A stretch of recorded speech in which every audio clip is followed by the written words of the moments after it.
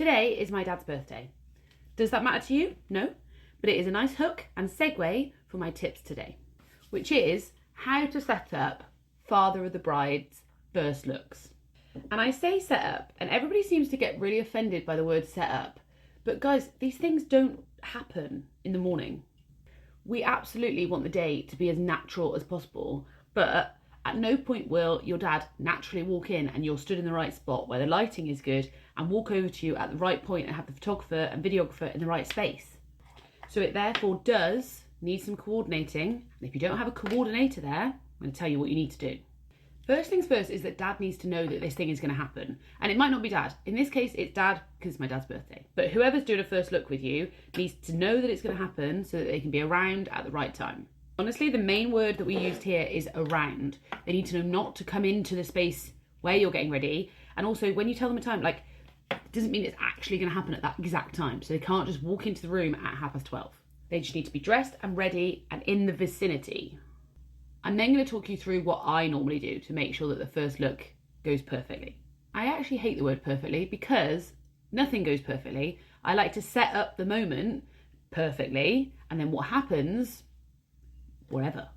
The very first thing I do is speak to the content team about where the photos are going to be. Where's the door that the dad's coming in? Where does the bride need to be stood? Where do they need to be? All of that bit.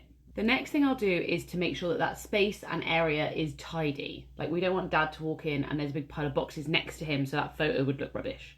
The next thing I'm going to do, and this bit's important, is to go and explain to dad what is happening. We quite often forget that all of these new ideas for weddings and things we want to do on the day are not normal, or at least were not done when they were getting married. So a little explanation goes a long way. Dad, you're going to go and see your daughter for the first time. You're going to walk in, she's going to be stood right in front of you, you're going to just walk straight in and then go straight over to her. React how you want to react, but just make your way to her.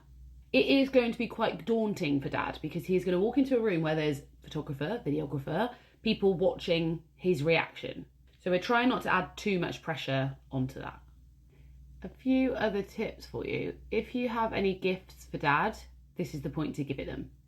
We're all already crying, so you might as well give the letter as well. P.S. if you haven't planned a letter, I would do the letter. And my last practical tip for this time is actually time.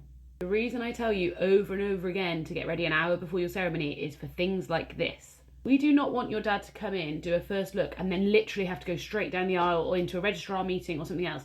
The moments are the moments on the day. We want to create the moment and give them a chance to flourish. You should be aiming to do your first looks around half an hour before your ceremony, which will then give you time to enjoy, but also we're still going to be on time for the ceremony.